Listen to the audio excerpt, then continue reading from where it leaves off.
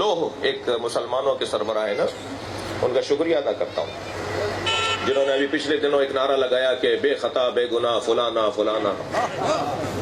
میں ان کا شکریہ ادا کرتا ہوں کہ انہوں نے یہ نعرہ لگا دیا، ہمارا مسئلہ حل کر دیا۔ جی وہ جب وہ جماعت اسلامی کے سربراہ نے کہا تھا نا کہ کربلا میں دونوں طرف صحابی تھے، میرے مولا حسین کی طرف بھی صحابی تھے اور مارنے والے جو آئے تھے وہ بھی صحابی تھے، تو بڑا شور مچا تھا ان کی جماعت میں بھی اور پورے پاکستان میں۔ آپ کو یاد ہوگا ابھی 3-4 سال پہلے، 5 سال پہلے، تو میں ایسے ایک مجلس میں گیا تو ایک عزادار نے مجھے رستے میں روک کے کہا کہ ہمارے علماء جواب کیوں نہیں دے رہے؟ اتنی بڑی بات وہ کر گئے کہ دونوں طرف صحابی تھے، آپ لوگ جواب کیوں نہیں دیتے؟ میں نے کہا جی ابھی دیتا ہوں جا کے جواب۔ تو میں نے وہاں ممبر پہ جا کے کہا تھا کہ میں جناب منور حسن صاحب کا شکریہ ادا کروں گا کہ انہوں نے 1400 سال سے جو ہم کہتے آ رہے تھے وہ آج مان لیا۔ کسی میں جرأت ہے تو یہ کہیں کہ جو حسین کی طرف صحابی تھے وہ باطل پر تھے۔ یہ تو ہم کہتے آ رہے ہیں نا، یہی تو روتے آ رہے ہیں، یہی تو پیٹتے آ رہے ہیں۔ اسی طرح ان صاحب نے جو کہا نا، یہ نعرہ لگایا، اس کے بعد 10 کتابیں اب تک آ چکی ہیں ان کے رد میں، ان کے رد میں 10 کتابیں آ چکی ہیں۔ ہمارے تمام مجتہدین نے یہ فتویٰ دیا ہوا ہے، یہ ان کا فیصلہ ہے، ہم اس کے پیروکار ہیں، اس فتوے پر عامل ہیں، عمل کنندہ ہیں کہ شیخین کے بارے میں زبان کو بند رکھو، کوئی بات ان کے بارے میں نہیں کہو، اس لیے کہ مسلمانوں میں فساد پھیلے گا۔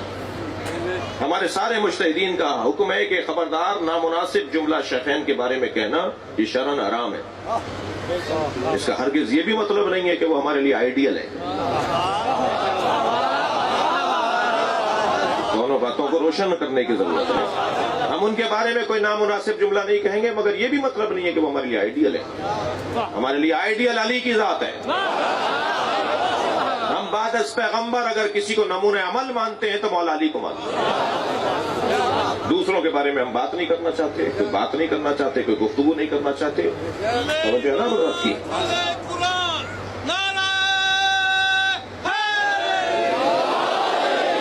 میرا وہ کلپ چلایا جناب ڈاکٹر عمران لیاقت صاحب نے بول ٹی وی پر، جس پہ کافی ہمارے قوم میں بھی کچھ لوگوں نے اس کو بات کو سمجھا نہیں۔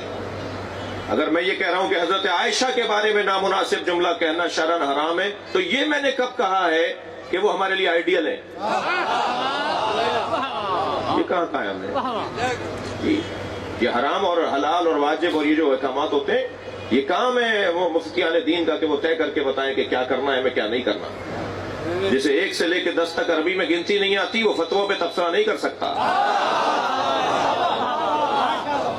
میرٹ کی بات ہے، قابلیت کی بات ہے، ایکسپرٹ کی رائے کی بات ہے۔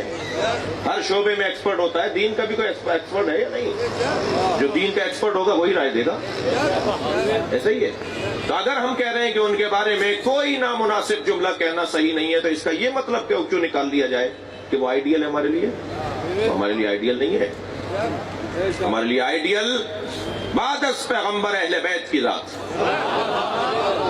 عزیزان گرامی، اور یہ میرا نظریہ ہی نہیں ہے، یہ سارے سنیوں کا بھی ہے۔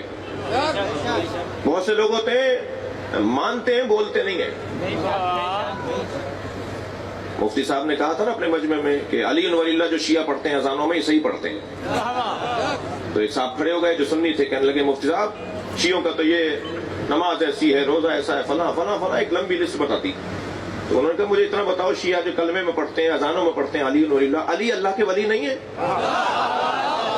اپنے سارے مجمع اہل سنت بھائیوں کے سارے مجمع سے انہوں نے اقرار دیا علی اللہ کے ولی نہیں ہے۔ سب نے کہا ہاں علی اللہ کے ولی ہیں۔ کہنے لگے بس یہی فرق ہے، تم مانتے ہو بولتے نہیں ہو۔